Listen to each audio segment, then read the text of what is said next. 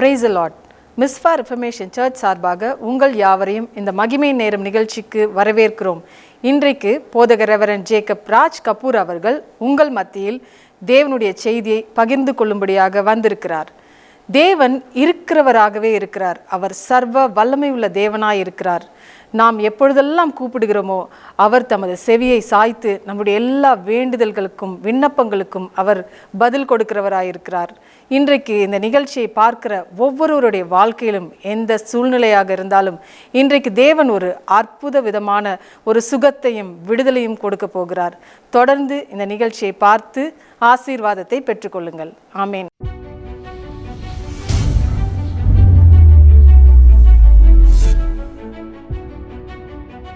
Price the Lord. இந்த நாளில் உங்களை மகிமை நேரத்துக்குள்ளாக வரவேற்கிறேன். இந்த நிகழ்ச்சி அநேகருடைய வாழ்க்கையை மாற்றிக்கொண்டு வருவதையும் அநேகருடைய வாழ்க்கையில் புது புது தொடக்கங்கள் வந்து கொண்டிருப்பதையும் நான் கேட்டுக்கொண்டே வருகிறோம். எங்களுடைய வாழ்க்கையிலே கர்த்தராகிய இயேசு கிறிஸ்து பல அற்புத அதிசய அடையாளங்களை செய்தபடினால அவருடைய விலையேற பெற்ற நாமத்தையும் அவர் செய்த அற்புதங்களையும் அவருடைய அதிசயங்களையும் அவருடைய குணங்களையும் உங்கள் மத்தியில் வந்து பகிர்ந்து கொள்ளும்படியாக தான் இந்த வழியில் இந்த நிகழ்ச்சிக்குள்ளாக உங்கள் ஒவ்வொருவரும் நாங்கள் வரவேற்கிறோம். இந்த விலையேற பெற்ற கர்த்தருடைய மகிமை நம்முடைய வாழ்க்கையில் வந்த பிறகு பல விதமான உயர்வுகள் நம்மை நோக்கி வர தொடங்குகிறது. பல அற்புதங்கள், பல அதிசயங்கள், பல அடையாளங்கள் செய்வது அவருடைய தன்மை, அவருடைய குணம். ஒருவன் இயேசு கிறிஸ்துவுக்குள் இருந்தால் அவன் புது சிருஷ்டியாக இருக்கிறான் என்பது வேதம் சொல்லுகிற ஒரு மிகப்பெரிய ஒரு உண்மை. நாம் கிறிஸ்துவை அறியாத பொழுது அந்தகார இருளில் இருக்கிறோம். ஆனால் கிறிஸ்துவால் தெரிந்து கொள்ளப்பட்ட பிறகு நம்முடைய வாழ்க்கை இருளிலிருந்து வெளிச்சத்துக்குள்ளாக வர ஆரம்பிக்கிறது. வெளிச்சம் என்றாலே புது தொடக்கம் என்று ஒன்று. வெளிச்சம் என்றாலே எல்லாமே மாற்றப்பட்டு விட்டது என்று அர்த்தம். வெளிச்சம் என்றாலே அங்கே எதையும் மறைத்து வைக்கவோ எதையும் ஒளித்து வைக்கவோ முடியாத அளவுக்கு வெளியரங்கமான ஒரு வெளிப்படையான ஒரு உயர்வான ஒரு மேன்மையான ஒரு ஆச்சரியமான அப்படி சொல்லிக்கொண்டே போகலாம். அந்த அளவுக்கு உயர்வுகளையும் ஒவ்வொன்றையும் கர்த்தராகிய இயேசு கிறிஸ்து நாமத்தினாலே அவரை ஏற்றுக்கொண்டவருடைய வாழ்க்கையில பலிக்க ஆரம்பிக்கிறது. இதைத்தான் கிறிஸ்தவம் என்று சொல்லப்படுகிறது. இதைதான் கிறிஸ்தவத்தினுடைய உன்னதம் என்றும் உயர்வு என்றும் சொல்லப்படுகிறது. ஒருவன் கிறிஸ்துவுக்குள் வந்தால் பழையவைகள் எல்லாம் ஒழிய தொடங்குகிறது மட்டுமில்லாமல் ஒரே நாளில் ஃபுல் ஸ்டாப் வைக்கப்படுகிறது. அவனை தொடர்ந்து வருகிற பழக்கங்கள் வழக்கங்கள், அவனை அதுவரை அடிமைத்தனமாக நடத்தின பல விஷயங்கள் அவனை விட்டு வெளியேறுவது மட்டுமில்லாமல் மறுபடியும் பக்கத்தில் வர முடியாத அளவுக்கு ஒரு அரணாக ஒரு கோட்டையாகிய இயேசு கிறிஸ்து நாமம் செயல்படுகிறது. அதனால தான் சொல்லப்படுகிறது, அவருடைய நாமத்தை நாம் தியானிக்கும் பொழுது அல்லது ஒரு வார்த்தை சொல்லப்படுது, அவன் நாமத்தை அறிந்திருக்கிறபடினாலே அவன் உயர்ந்த அடைக்கலத்தில் வைப்பேன் என்று சங்கீதம் 91:14 சொல்லப்பட்டிருக்கிறது. அவருடைய பேரை சொன்னாலே போதும், அவருடைய பேரை ஆராய்ந்து பார்த்தாலே போதும், கர்த்தராகிய இயேசு கிறிஸ்து என்கிற அந்த உன்னதமான பெயரை நாம் வாயினாலே உச்சரித்து அந்த பெயரை நாம் தியானிக்கும் பொழுது வேதம் முழுவதும் நாம் கவனிக்கிறோம் அவருடைய அதிசயங்களை, அற்புதங்களை, அடையாளங்களை. அவரை நம்பின ஒவ்வொரு தெய்வ மக்கள் மத்தியில் அவர் எப்படி தன்னை வெளிப்படுத்தி அவர்களை ஜெயிக்க பண்ணுகிறார், அவர்களை பல இடங்களில் பாதுகாக்கிறார், பல இடங்களில் அவர்களை எப்படி உயர்த்துகிறார், பாதுகாவலின் அரணாக கூடவே நிற்கிறார் என்று அதை படிக்கும் பொழுதெல்லாம் அந்த இடத்துல இருக்கிற அவருடைய பேரை நம்முடைய வாழ்க்கையில் அப்ளை பண்ணும்போது, அதை நாம் யூஸ் பண்ணும்போது அதே வெற்றி அந்த காலகட்டத்துக்கு அப்படி ஒரு வெற்றி என்றால் இந்த காலகட்டத்துக்கு ஒரு வெற்றி இப்படியாக நமக்கு கிடைக்கிறது. இதுதான் இயேசு கிறிஸ்துவின் பெயரில், இயேசு கிறிஸ்து நாமத்தில், இயேசு கிறிஸ்துனுடைய அந்த அதிசயத்தில் நமக்கு உண்டாகிற நன்மைகள். இதுதான் கிறிஸ்தவத்தில் வந்த பிறகு பார்த்தீங்கன்னா அநேகருடைய வாழ்க்கை கம்ப்ளீட்டாக ஒரு புதிய ஒரு பரிமாணத்தில் வளர ஆரம்பிக்கும், வாழ ஆரம்பிக்கும், தொடங்க ஆரம்பிக்கும் சொல்லிட்டே போகலாம். இந்த உன்னதமான நிகழ்ச்சியின் மூலமாக அநேகருடைய வாழ்க்கை இப்படி மாறுவதை நாங்கள் இப்பொழுது கண்ணார கண்டு கொண்டே வருகிறோம், கவனித்து பார்க்கிறோம். இங்கே மோசே பார்வோனுக்கு முன்பதாக போய் நிற்கிறார். 5ஆம் அதிகாரத்திலே 1, 2, 3 வசனங்களை வாசிக்கும் பொழுது அங்கே பார்வோனுக்கு முன்பதாக மோசே சென்று, என்னுடைய ஜனங்களை என் தேவன் ஆராதிக்கும்படியாக நாங்கள் பாலைவனத்துக்குள்ளாக வனாந்தரத்துக்குள்ளாக சென்று எங்கள் தேவனை நாங்கள் ஆராதிக்க விரும்புகிறோம், எங்களை நீங்கள் விடுதலை செய்ய வேண்டும் என்று சொல்லுகிறார். அப்பொழுது பார்வோன் சொல்லுகிற ஒரு அற்புதமான பதிலை அங்கே பார்க்கிறோம். அதற்கு பார்வோன், நான் இஸ்ரவேலை போகவிட கர்த்தரின் வார்த்தை கேட்கிறதற்கு அவர் யார்? நான் கர்த்தரை அறியேன், நான் இஸ்ரவேலை போக விடுவதில்லை என்றான். இதுதான் நம்முடைய வாழ்க்கையில் இருக்கிற எல்லா விதமான பிரச்சனைக்கான காரணம். நல்லா புரிந்து கொள்ளணும். நம் தேவன் பக்கத்தில் நெருங்கி வரும்பொழுது, தேவனுடைய நாமத்தை ஆழ்ந்து ஆராய்ந்து தியானிக்கும் பொழுது நம்முடைய வாழ்க்கையில் பல வெற்றிகள், பல விடுதலைகள் உண்டாகிறது.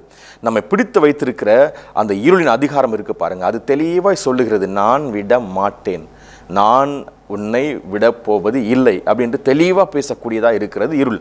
அதனால தான் சொல்லப்படுறீங்க, மோசே போய் பார்வோனிடத்தில் சொல்லுகிறார், என் ஜனங்களை நீ அனுப்பிவிடு, அவர்கள் போய் ஆராதிக்க வேண்டும் சொல்லும்பொழுது, எனக்கு தெரியாது அந்த இஸ்ரவேலின் தேவன் யார் என்று, இந்த இடத்துல நான் தான் தேவனாக இருக்கிறேன் என்று பார்வோன் தெளிவாக சொல்லுகிறார். அதனால தான் மோசேவை கொண்டு தேவன் அங்கு அற்புதங்களை செய்ய ஆரம்பிக்கிறார். முதல் செய்த ஒவ்வொரு அற்புதத்தையும் கவனித்து பார்க்கும் பொழுது அவர்கள் வணங்கின ஒவ்வொரு தெய்வங்களையும் நியாயம் தீர்க்கும்படியாக இயேசு கிறிஸ்துவின் வல்லமை செயல்பட்டதை ஆதியாகமத்தில் 5 முதல் நம்ம தொடர்ச்சியை பார்த்து கொண்டே வருகிறோம். 12, 13, 14 அதிகாரம் வரைக்கும் அவர்களுக்கு நடந்த ஒவ்வொரு செயலும் இயேசு கிறிஸ்துவின் நாமத்தினாலே அவர்கள் பெற்றுக்கொண்ட விடுதலையும், அவர்களுக்கு அந்த இடத்துல தேவன் செய்த அற்புதங்களையும், இஸ்ரவேலுக்கு கொடுத்த பாதுகாவலையும், அதே நேரத்தில் பார்வோனுடைய அந்த எகிப்துக்கு கிடைத்த அந்த ஜட்ஜ்மெண்ட்டை நம்ம பார்க்க முடிகிறது. இங்கே நம்ம கவனிக்கிறோம், ஒருவர் நம் கிறிஸ்துக்குள்ளே வர நினைத்தாலே போதும் அவர்களுக்கு வாழ்க்கை மாற ஆரம்பிக்கும்.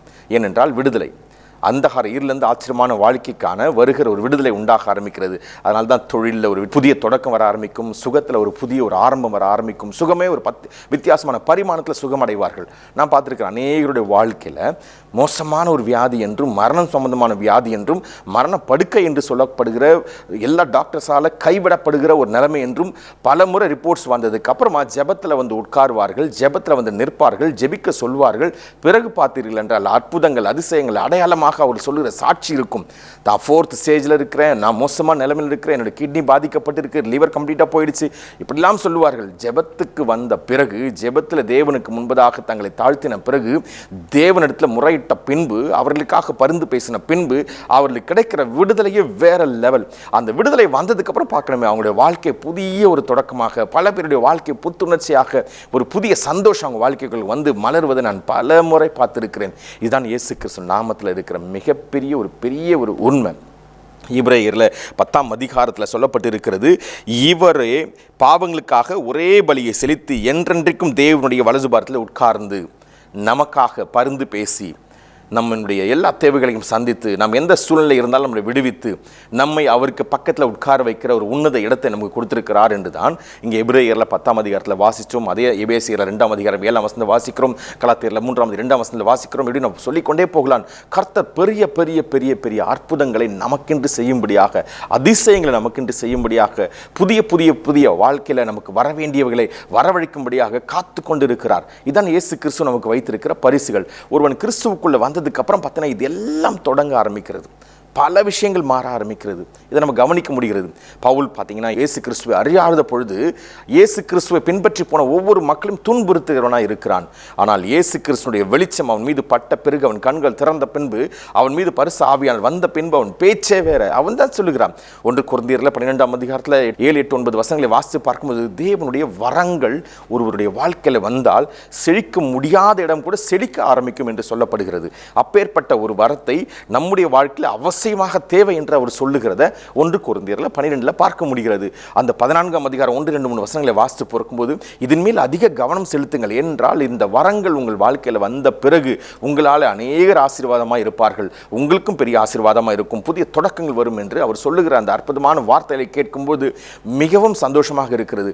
இந்த விலையேற பெற்ற மகிமையின் ஊழியம் அநேகருடைய வாழ்க்கையில் பல புதிய தொடக்கங்களை கொடுக்கும்படியாக காத்து கொண்டிருக்கிறது. மோசேயுடைய வாழ்க்கையை பார்க்கும் பொழுது பார்வோனுக்கு முன்பதாக போய் நின்று சேலஞ்ச் பண்ணுகிறார். ஒவ்வொரு முறையும் ஆரோனை கூட்டி கொண்டு போய்.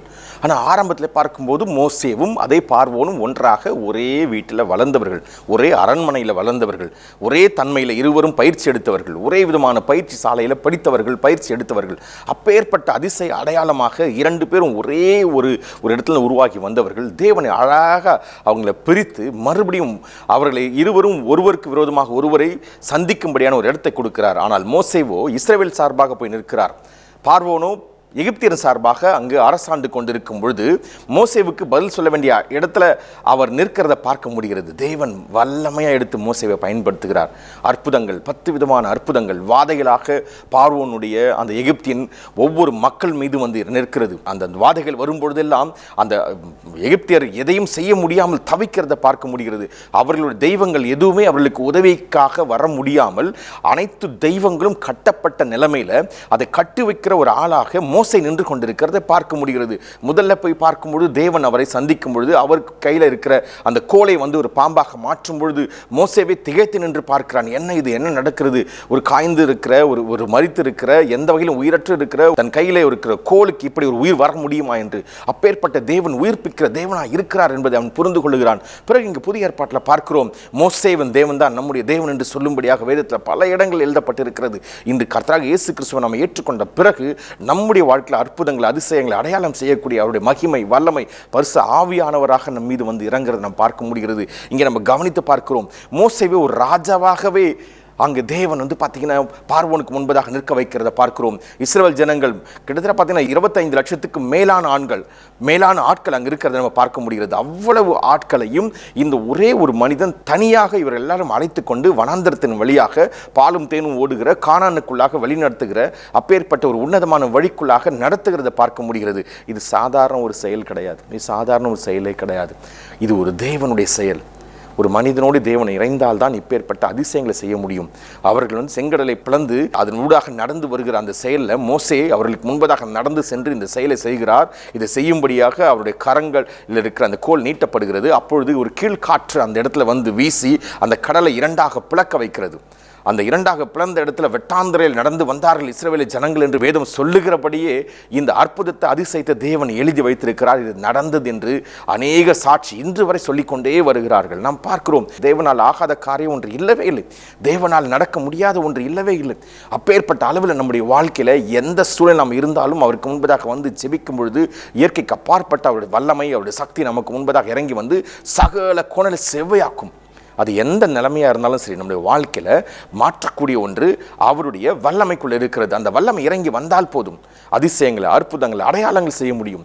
இது மோசேவை கொண்டு தேவன் செய்து தான் இப்படிப்பட்டவராகவே இருக்கிறேன் என்று இஸ்ரவேல் ஜனங்களுக்கு தன்னை வெளிப்படுத்துகிறார். அதனால தான் அவர் கேட்கும் பொழுது நான் என்னவென்று போய் சொல்ல வேண்டும் இந்த இஸ்ரவேல் ஜனங்களுக்கு என்று மோசே கேட்கிறார்.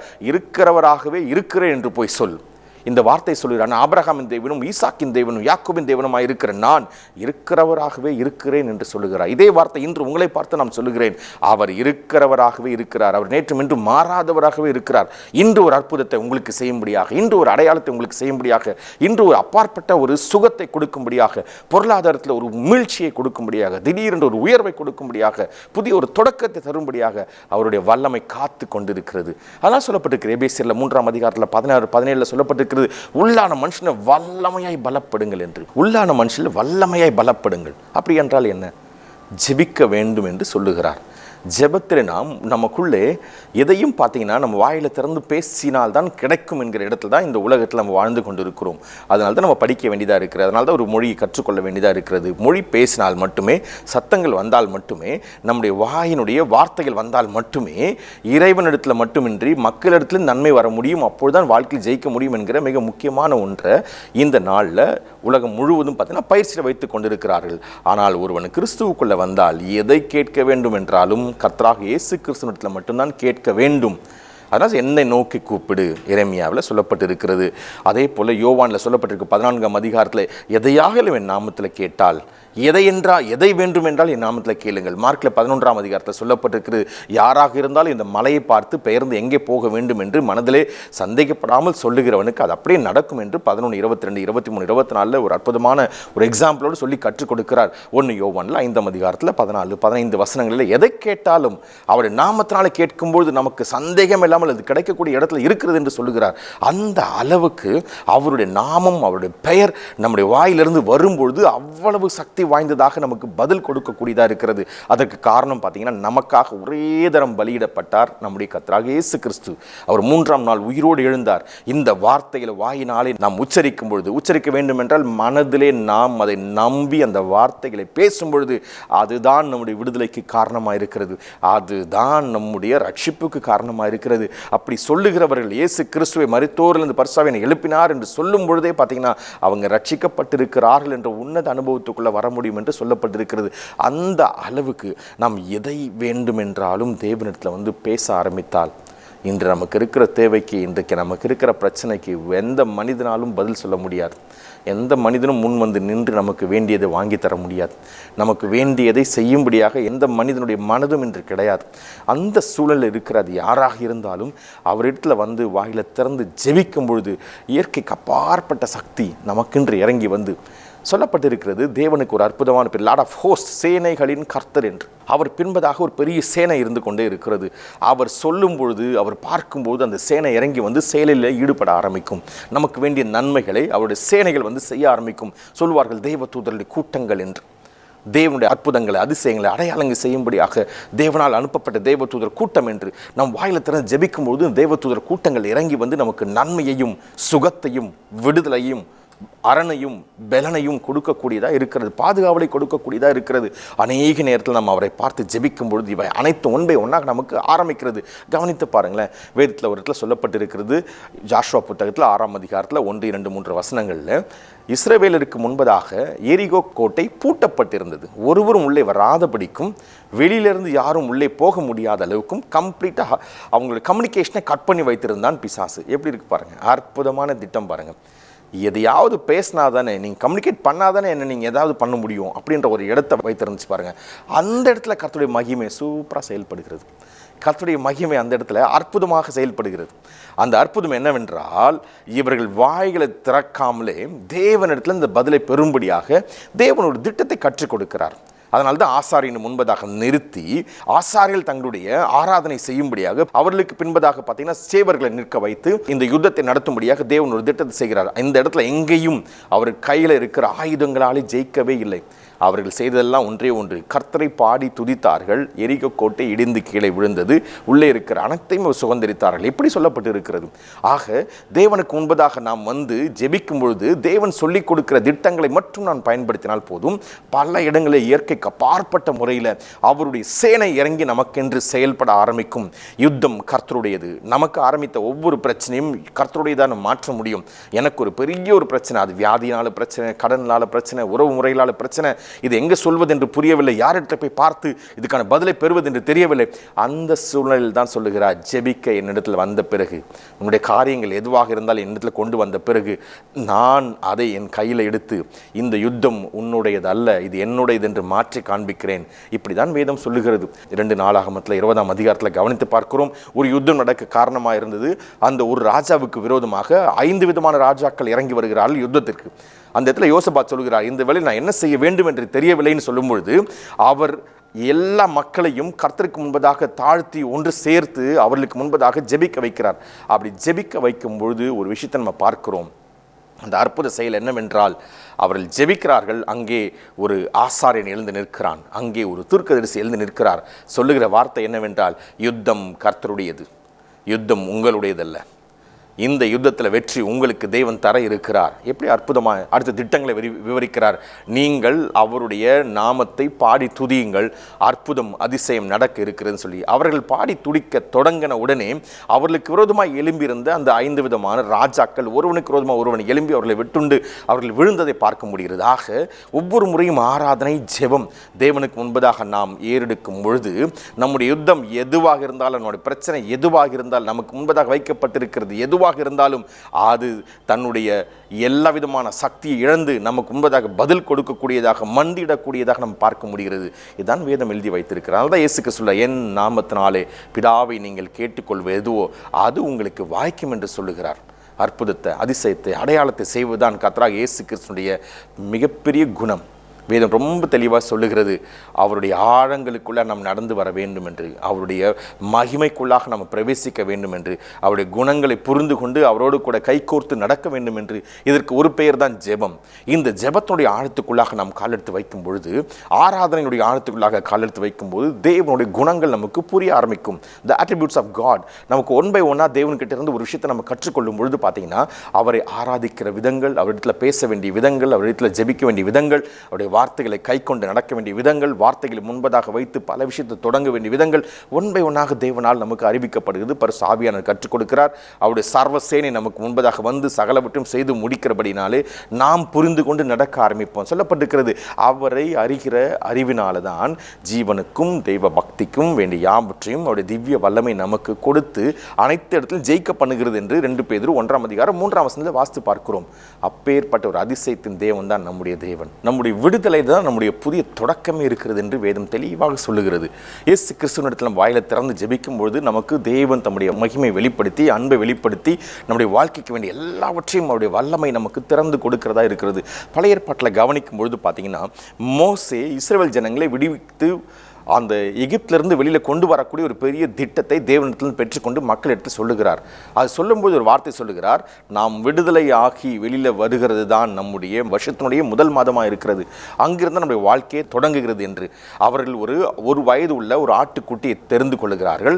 அந்த ஆட்டுக்குட்டியின் ரத்தத்தை எடுத்து அவங்க வீட்டுடைய நிலைக்காலில் கம்ப்ளீட்டாக பூசிட்டு பார்த்தீங்கன்னா, அந்த ஆட்டுக்குட்டியை தான் தேவனுக்கு முன்பதாக பஸ்காவாக அங்கே ஆசரிக்கிறார்கள்.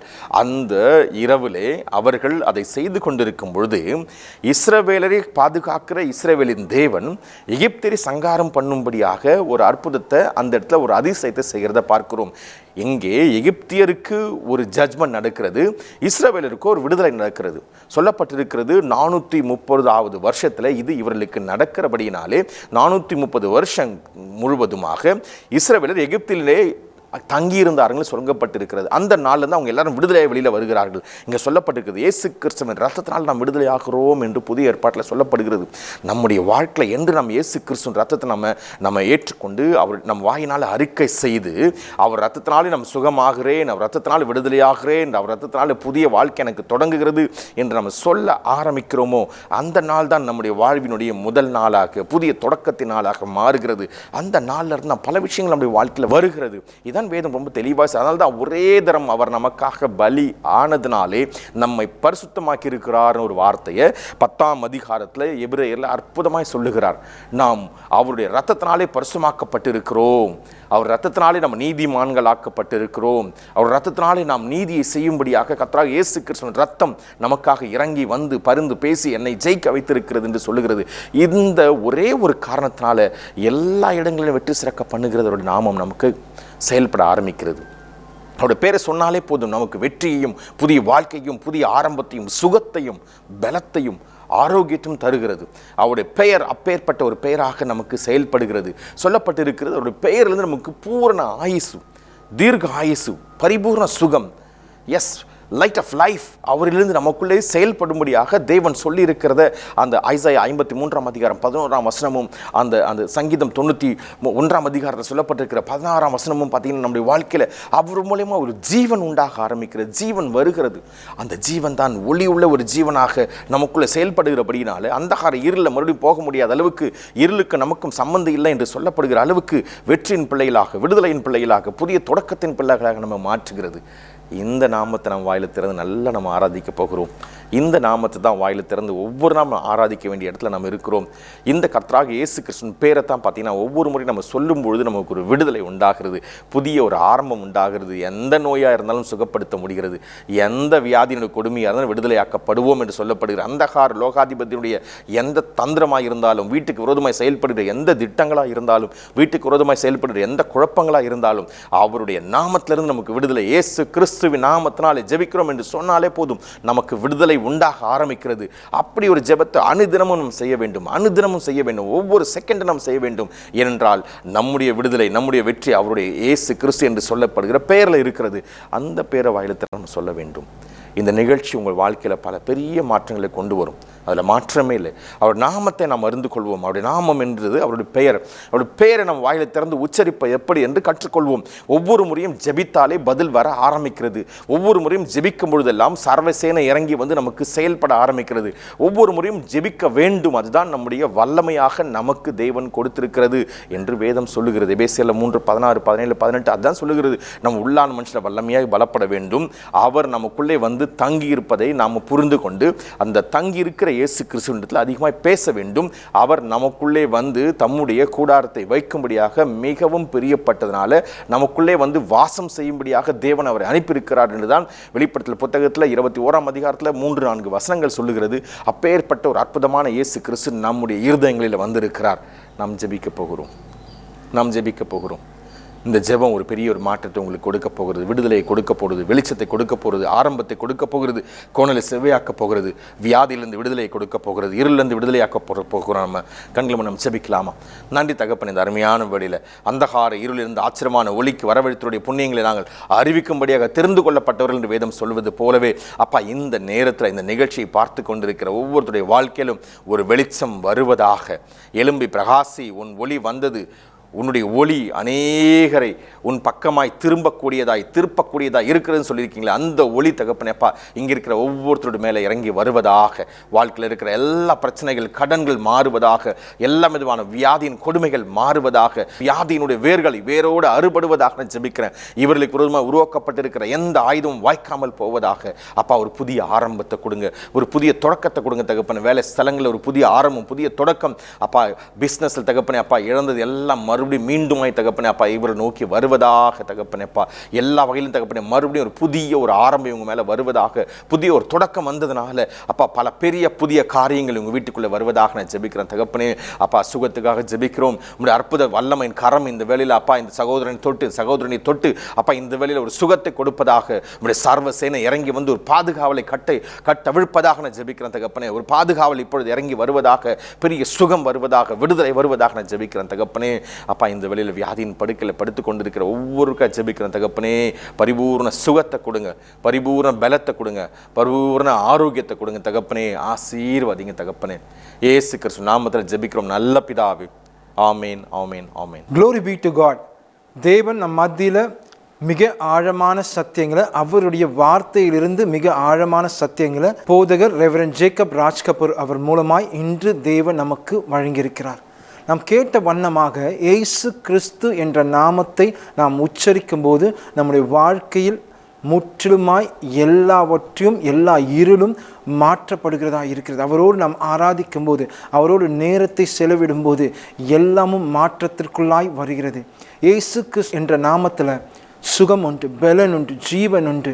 எல்லா இருளையும் அகற்றுகிற வல்லமை அந்த நாமத்திற்கு உண்டு. அது மட்டுமல்லாமல் அந்த நாமத்தை நாம் உச்சரிக்கும் போது, அவரோடு நேரத்தை செலவிடும்போது, பரிசுத்த ஆவியானவரோடு நேரத்தை செலவிடும்போது, எந்த இருளாக இருந்தாலும் சரி அந்த இருள் இருந்து நம்மை மீட்டெடுத்து, அந்தகார இருளிலிருந்து மீட்டெடுத்து ஆச்சரியமான ஒளிக்கு கொண்டு வந்து புண்ணியங்களை அறிவித்து அவர் நம்மை முற்றிலுமாய் மாற்றுகிறார். நம் வாழ்க்கை ஒரு முற்றிலுமான வேறு திசையில் இருந்தாலும் சரி, அவரோடு நேரத்தை செலவிடும்போது அவர் வைத்திருக்கிற உன்னதமான உச்சிதமான காரியங்களுக்குள்ளாய் நம்மை வழிநடத்தி அவருடைய உயர்ந்த ஒரு ஸ்தானத்திற்குள்ளாய் நம்மை அழைத்து சென்று நமக்குள்ளாய் இந்த வெளிச்சம் கட்டவிழ்க்கப்பட்டிருக்கிற இந்த வெளிச்சத்தை இருளில் அகப்பட்டிருக்கிற யாவருக்கும் கொண்டு செல்கின்ற வண்ணமாய் நம்மை அவருடைய குமாரத்தியாய் தேர்ந்தெடுத்து அவருடைய ராஜ்யத்தை கட்டவிழ்க்கிற வண்ணமாய் இந்த நாட்களில் அவருடைய பிரசன்னம், அவருடைய மகிமை நம்மை சூழ்ந்திருக்கிறது. நமக்குள்ளாய் அவர் இருந்து செயல்படுகிறது நாம் பார்க்கிற நாட்கள் இது. நாங்கள் தொடர்ச்சியாக பார்த்து கொண்டே வருகிறோம், கேட்டுக்கொண்டே வருகிறோம். பல சாட்சிகள், பல ஃபோன் கால்ஸ் எங்களுக்கு வந்து கொண்டிருக்கு. இப்படி நாங்கள் இருளில் அகப்பட்டு இருந்தோம், இந்த வார்த்தையானது எங்களுக்குள்ளாய் வெளிச்சத்தை கட்டவிழ்த்து எங்கள் வாழ்க்கை, எங்கள் சூழ்நிலையை மாற்றி இருக்கிறது என்ற பல சாட்சிகள் நாங்கள் கேட்டுக்கொண்டே வருகிறோம். தொடர்ச்சியாக நாங்கள் உங்களுக்காக ஜெபிக்க விரும்புகிறோம். திரையில் காணப்படும் இந்த எண்ணுக்கு நீங்கள் எப்போது வேணால் எங்களுக்கு நீங்கள் அழைக்கலாம். உங்களுக்காக நாங்கள் ஜெபிப்பதற்காய் ஆவலாய் காத்து கொண்டிருக்கிறோம். எங்கள் சபையானது மிஸ்பா ரிஃபர்மேஷன் சர்ச் சென்னை பட்டணத்தில் அம்பத்தூர் என்ற பகுதியில் பானு நகரில் 22வது அவனியில் அமைந்துள்ளது. எங்கள் சபையில் ஒவ்வொரு வாரமும் புதன்கிழமை மாலை 7 மணி முதல் 9 மணி வரைக்கும் வேத வகுப்பு நடைபெறும். எங்கள் சபையில் ஒவ்வொரு வெள்ளிக்கிழமையும் இரவு 10 மணி முதல் அதிகாலை 1 மணி வரைக்கும் காத்திருப்பு ஜெப கூட்டம் நடைபெறும். எங்கள் சபையில் ஒவ்வொரு மாதமும் 2வது வாரத்தில் சனிக்கிழமை காலை 10 மணி முதல் மாலை 3 மணி வரைக்கும் உபவாச ஜெப கூட்டம் நடைபெறும். எங்கள் சபையில் ஒவ்வொரு ஞாயிற்றுக்கிழமை 2 ஆராதனை உண்டு. முதலாவது ஆராதனை காலை 10 மணி முதல் மதியம் 1 மணி வரைக்கும் நடைபெறும். 2வது ஆராதனை மாலை 7 மணி முதல் இரவு 9 மணி வரைக்கும் நடைபெறும். இதனுடைய விவரங்களை எங்களுடைய ஃபேஸ்புக் மற்றும் இன்ஸ்டாகிராம் பேஜ் ஆகிய மிஸ்பா ரெஃபர்மேஷன் சர்ச் பேஜ் மூலமாய் நீங்கள் அறிந்து கொள்ளலாம். அது மட்டும் அல்லாமல் எங்களுடைய யூடியூப் பேஜ் ஆகிய மிஸ்பா ரெஃபர்மேஷன் சர்ச் பேஜில் பல ஆழமான வார்த்தைகள், ரெவரண்ட் ஜேக்கப் ராஜ் கபூர் அவர்கள் பேசின வார்த்தைகள் நாங்கள் அப்லோட் செய்யப்பட்டுள்ளது. நீங்கள் இதை கேட்டு உங்கள் ஆசீர்வாதத்தை நீங்கள் பெற்றுக்கொள்ளலாம். மீண்டும் அடுத்த வாரம் தேவன் வைத்திருக்கிற மிகுதியான ஆழமான சத்தியத்திற்குள்ளாய் நாம் சந்திக்கலாம். ஷாலோம்.